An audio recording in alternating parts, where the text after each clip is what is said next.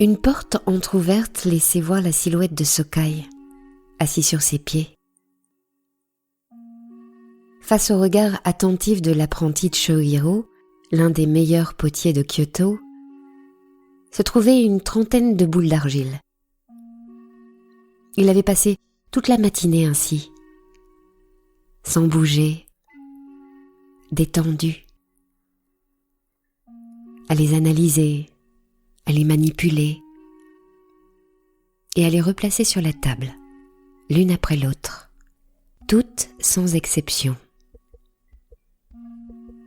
Soudain, Sokai esquissa un léger sourire.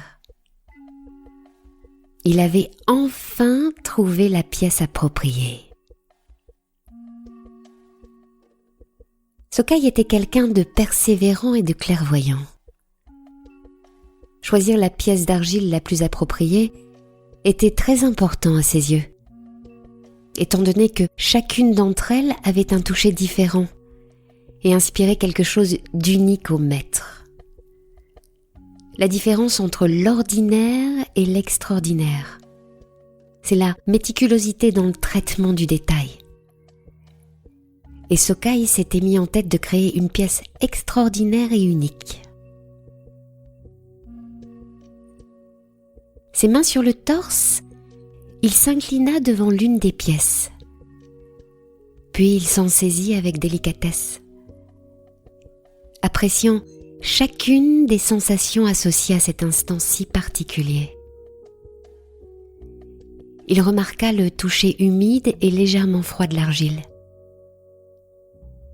Son âme fusionna avec l'âme de la pièce, avec son histoire et avec le voyage qu'elle avait entrepris avant d'atteindre ses mains.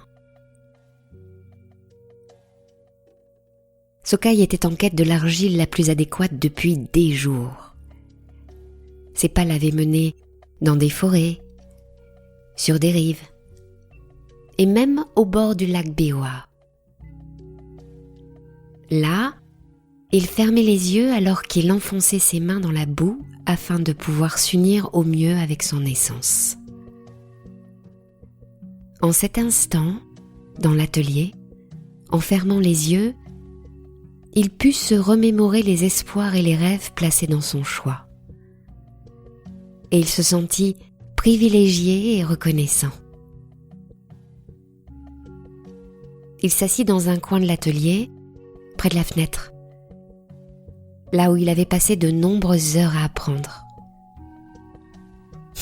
Les jeunes d'aujourd'hui, ils veulent apprendre à toute vitesse. S'ils n'apprennent pas vite, ils sont désenchantés et démotivés. Ils ne sont pas conscients que, pour apprendre, on doit prendre son temps, être réceptif et curieux. Mais Sokai n'était pas un jeune comme les autres.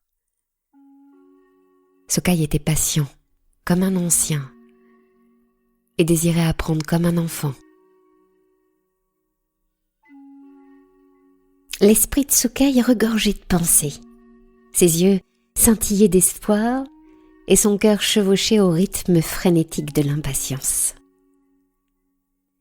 Il savait que c'était un moment très spécial, mais qu'il devait rassériner son corps, son esprit et son âme. Shohiro le regardait attentivement depuis un coin de l'atelier. Les jeunes sont pleins de vie, pensa-t-il. Néanmoins, Sokai était différent. Il avait une sensibilité spéciale et une résistance émotionnelle extraordinaire. Shohiro savait que son successeur lui faisait face. Ce jeune dont la sérénité était celle de quelqu'un qui avait déjà une vie derrière lui et dont l'énergie était celle de quelqu'un qui a la vie devant lui. Les yeux fermés, Sokai touchait la pièce d'argile. Il canalisait son attention pour pétrir la pièce, pour sentir comme ses doigts s'agrégeaient à l'argile, la terre, la nature et l'art. La pièce dans ses mains, il sentait que tout était possible, que n'importe laquelle des millions de formes qu'il habitait était dans l'attente de s'unir aux mains du potier. Sōkai fusionnait avec chacune d'entre ces formes possibles. Il les imaginait et les ressentait. Peu à peu, il façonnait les parois du bol, en ne pensant à rien. L'esprit concentré sur le lieu et l'instant présent, car on ne peut pas bien faire deux choses à la fois. Il était conscient que s'il voulait faire quelque chose d'extraordinaire, il devait y mettre toute son attention. Son niveau de concentration était tel qu'il perdit la notion du temps et de l'espace. Son univers tout entier se concentrait sur ses mains. En cet instant précis, il n'y avait rien d'autre que lui et son bol. Il savait que dans la simplicité réside la beauté, que l'extraordinaire n'exige ni ornement ni fioriture, que cela est simplement beau et harmonieux. Et avec cette réflexion en tête, il émailla la pièce délicatement et méticuleusement. Il en résulta un bol austère.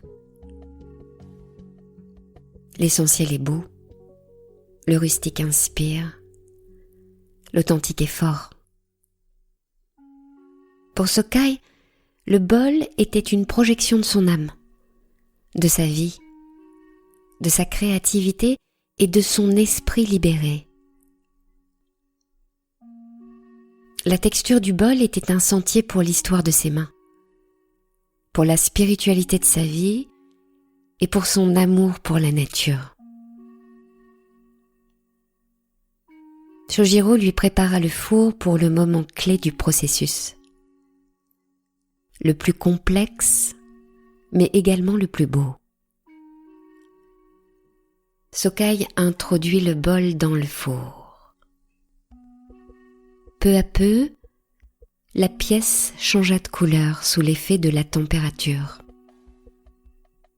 Lorsque la pièce devint blanche, il l'agrippa fermement avec des pinces en fer et la plaça dans un récipient rempli de copeaux de bois. La fumée et les flammes de la combustion léchaient le bol de Sōkai, se levaient, formant et créant ainsi une nouvelle entité. L'émail de la pièce voulait elle aussi prendre part à cette danse essentielle et modificatrice, lui faisant ainsi offrande d'une délicate palette de couleurs, aux formes et aux reflets imprévisibles. Sōkai contemplait tout le processus avec l'espoir caché d'un être qui est le témoin direct de la naissance d'un élément unique et beau. Il avait du mal à contenir ses émotions. Arriva le moment de retirer la pièce. Feu, terre et air avaient dessiné des formes changeantes et qui, fruit du hasard, procuraient clarté et obscurité à son bol. Après une si longue période, implication, patience, Sōkai pouvait enfin voir le résultat de tout son labeur et de son amour. Il va sans dire qu'il était tellement sublime que Sōkai ne put s'empêcher de s'en émouvoir. Des frissons glissèrent le long de son dos. Il sentit l'haleine froide de Buru-Buru, le fantôme de la peur, ce qui fit vaciller son corps tout entier et, en atteignant ses mains, cela fit tomber la belle pièce par terre qui se brisa en 6 morceaux. Sōkai laissa tomber les tenailles, s'agenouilla à côté de la pièce et demeura immobile avec un air d'incompréhension. Ses mains tremblaient, ses yeux pleuraient. La vie de sa création avait été si éphémère. Il sentit une main se poser doucement sur son épaule. « Ne pleure pas, Sokai, » lui dit Shojiro. « Mais c'est ma vie. Comment veux-tu que je ne pleure pas ?» répondit Sokai. « Tu fais bien de mettre toute ta vie et ta passion dans cette pièce. Mais la poterie est belle et fragile, comme la vie. La poterie et la vie peuvent se briser en 1000 morceaux. Pourtant, ce n'est pas pour cela que nous devons arrêter de vivre intensément la vie, de la façonner intensément et de lui confier tous nos désirs et tous nos rêves. Au lieu d'esquiver la vie, nous devons apprendre à nous reconstruire après une épreuve. Sokai, ramasse les morceaux. Le moment est venu de redonner vie à tes rêves. Recoller les morceaux est possible. Et si tu agis ainsi, ne dissimule pas leur fragilité. Étant donné que leur fragilité visible s'est mue en une résistance indubitable. Cher Sokai, le moment est venu. Je me dois de t'expliquer une nouvelle technique. Je me dois de t'expliquer l'art ancestral du Kintsukuroi. Je me dois de t'aider à reconstruire ta vie, tes rêves et ton œuvre. Va chercher l'or que je garde dans la boîte de l'étagère du haut. Kintsukuroi est l'art antique japonais de reconstruire ce qui a été détruit.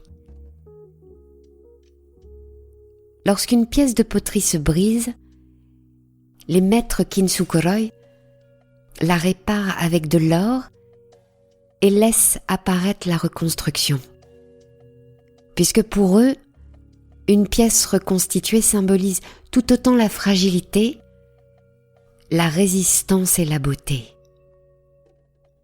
La poterie est fragile, forte et belle comme les gens. Comme la vie, elle peut se briser, mais elle peut également se reconstruire, si vous savez vous y prendre.